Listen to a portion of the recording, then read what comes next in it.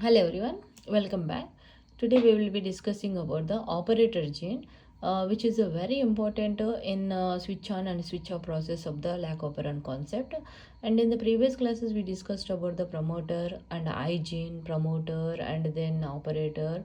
We will be discussing now. Operator generally it is containing the one, two, three, and O1 is in the one which is connected to the main important primary, and it is the strongest and the main regulatory site also, which is present downstream of the promoter site, downstream side. And O2 is the one which contains the 410 base pair downstream.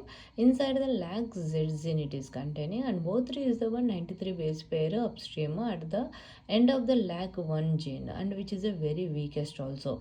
And stronger, weak and weakest are the three different types of the operator genes will be present. And when repressor protein is being produced from the I gene, then the repressor is going to come with the operator when lactose is absent. Then operator will be roadblocked, so that RNA polymerase cannot come back to this Z and YA, cannot synthesize this mRNA, and then there is no protein synthesis like beta galactosidase, permease and transacetylase, they won't be produced. When operator is been cleared by the lactose, like allolactose, which come and changes the position, that is allosteric position, then repressor protein will fall down, operator will be cleared, and so that RNA polymerase will go and then prepare the everything like beta galactosidase, permease and transacetylases.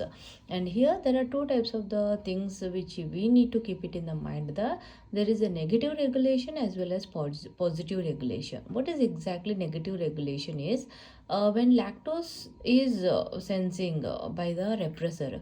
When lactose is absent, lac repressor binds tightly to the operator, physically blocking the RNA polymerase, and this is a OR process which default by conserving the energy.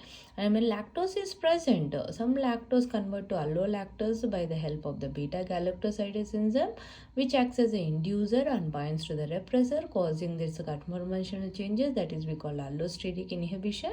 And so that lactose can convert into galactose and glucose by the help of the beta galactosidase. Happy. And then repressor will dissolve in its own, and then allolactose can be converted again into glucose and galactose by the beta galactosidase. There are chances are there. But what is exactly positive regulation? Here is a very interesting point here. In NCERT, it is very clearly mentioned that positive regulation is also happening in the lac operon concept, but it is beyond the scope, beyond the discussion, like that it has been given. What is exactly?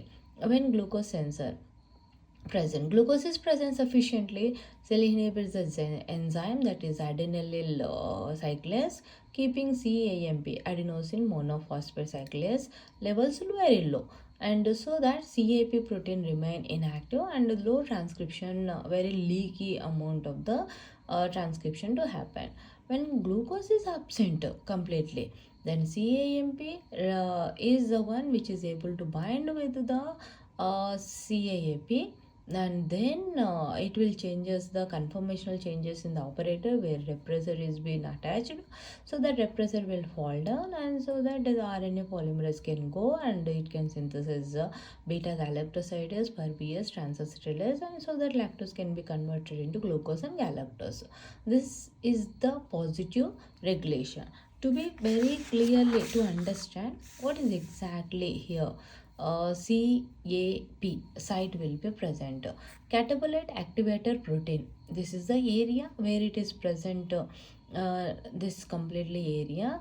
CAP binding site will be near the promoter, and this is the one RNA polymerase binds to and also transcribes. This is entirely we call as a promoter site. Here C catabolite activator protein, CAP binding site near the promoter. Okay, and CAMP, that is cyclic adenosine monophosphate, bind with the CAP protein and it become one complex. That complex will come and will bind to the CAP site and making it changes in the conformational changes where repressor protein will be present, so that it will make in a such a that it will fold this area. After folding, the repressor protein will fall down. Then polymerase enzyme can go back to the lag Z and Y, A, then they can synthesize beta galactosidase, permease, transacetylase, so that they can synthesize the lactose to become the glucose as well as the galactose. Very simple process, and this is called as a positive regulation.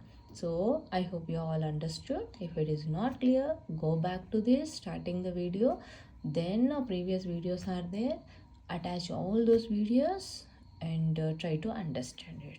Thank you for watching. Please do subscribe my channel. Have a nice day.